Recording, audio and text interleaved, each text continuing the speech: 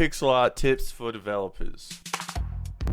Pixel art is probably the easiest to get a product that isn't complete garbage. It's the easiest like art form, but it is a skill, but it is very easy to start because it covers up a lot of mistakes, but there's a lot of ways you can improve. That's what I'm going to be teaching you today. So you can make pixel art that is cool and stuff.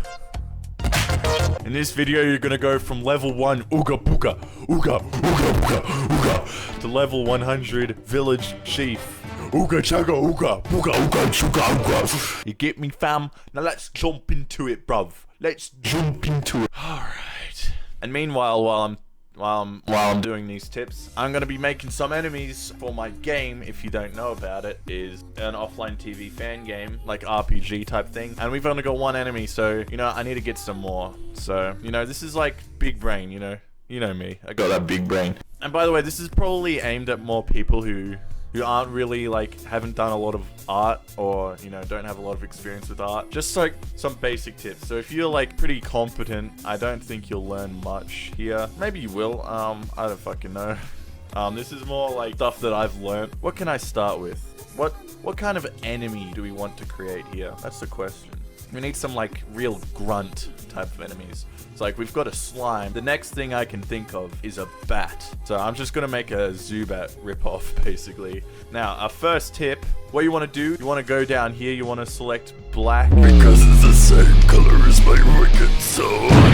Let's go into our first tip, which is starting with silhouette. This is very helpful for character design and animation. This is what I found. This is the best workflow for me, at least. I'm just gonna draw while I talk about this. The thing about pixel art, before I wanted to make games, I was figuring out how to draw. One of the first things I learned about drawing, just with like a pen, sketching beforehand, just breaking down the object you want to draw into simple shapes. It like instantly improves your ability to draw. Like it just makes everything look so much better. So when I came to pixel art, I was like, oh fuck, everything's too fat. Like your mother. So this is how I do something with drawing a basic shape.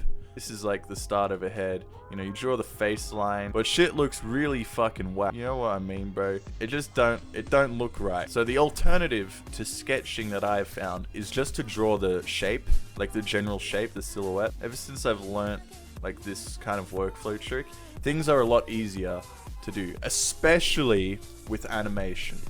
Like there's no way I could animate without starting with the silhouette, because it's just, you just get that idea down so quickly and you can change it very easily. So this doesn't really look like a bat. This looks like more like a moth. This is starting to take a new form. This wasn't meant to happen.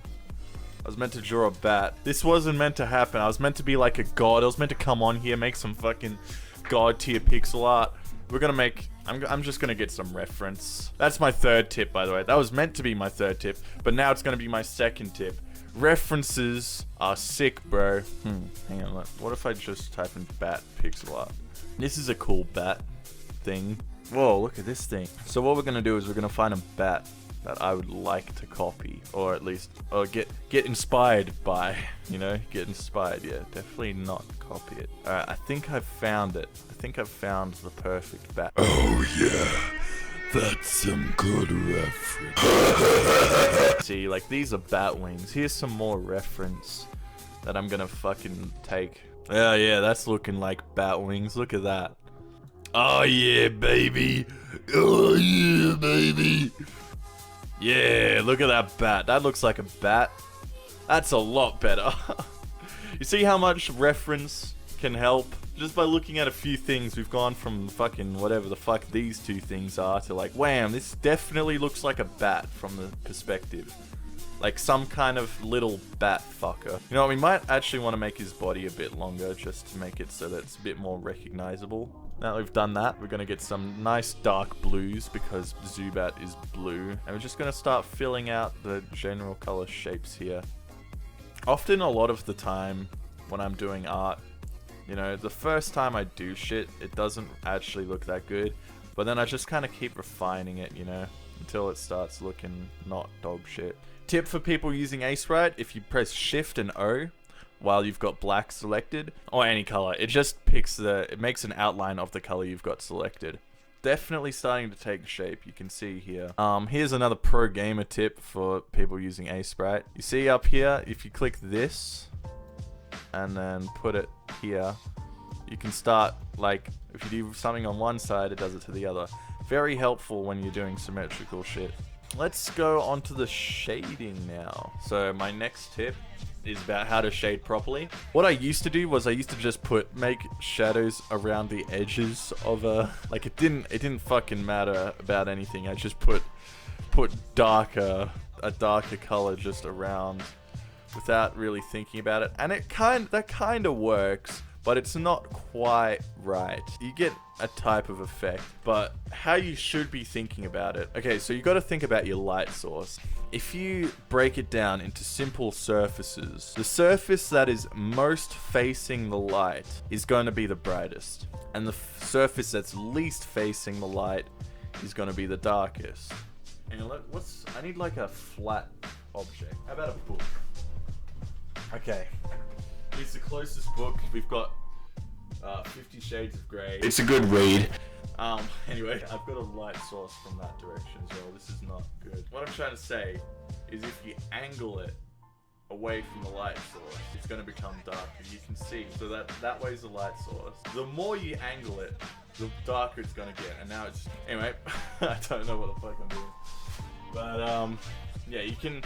Like, if you were to break down a human face, if a human face is facing the light source, you've got the forehead, the cheeks, and shit are gonna be like the lightest because they're the most flat and facing. And then anything off the side is gonna be darker, you know? I don't know if you understood that, but that's the best I can do. That's how I explained it. Typically a light source is gonna come from above. Another rule for shadow, which is really obvious, is that if an object is obscuring the light, then there'll be a shadow. Oh, another tip. There's a website called LostSpec where you can get color palettes. This is just like if you can't be fucked thinking. So I basically use a color palette like every single time. And it's very simple. You just basically scroll down until you find like a color palette that you like.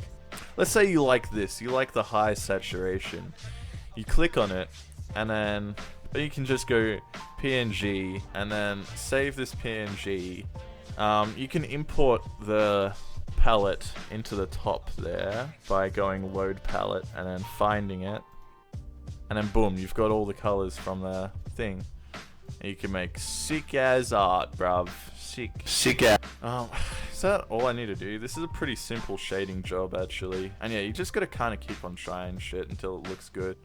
How about we animate as... You know what? For the rest of this video, I've pretty much said everything that I've wanted to say. I've never actually animated bat. I've never drawn bat wings for a start, but I especially haven't animated them, so maybe that'll be fun.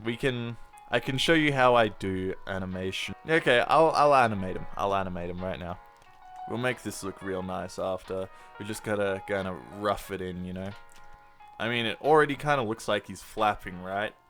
But it's not quite. So we're gonna add some blur, some smudge frame, a smudge frame, where we want it to go from this frame into the whoosh, the most down point, like this. I don't know how bat wings look from the bottom, but I'm just kind of winging it. Just kind of winging it. Man, I'm so funny. It looks a bit fucked in some places, but there's one frame here. This bulge don't look right at all. I think his wing would come a bit more out like this. Kind of got a motion going here. It's not the best flapping animation, but like this will definitely do the job. I might have fucked all of this up, but no, let's just start filling out the colors. Okay, this shit is gonna take a while, by the way. I've done a bit of work. I've changed up the design and I gave it a black background because like this is temporary. I haven't done the outline yet because it's not done. I've changed up the design. So instead of having him like be a ball, I made him like look like Mickey Mouse pretty much. And I'll do the shading and I'll come back. And boom, there you go. We've got our bat fuck piece of shit. It's not 100% per. I always fucking say that one. But I think this is good. That's the end of the video. I hope you guys enjoyed it. I'll be sharing more shit that I learn as I learn more shit. So if you wanna get some sick gamer tips, make sure to subscribe and check out my devlogs, cause they're cool.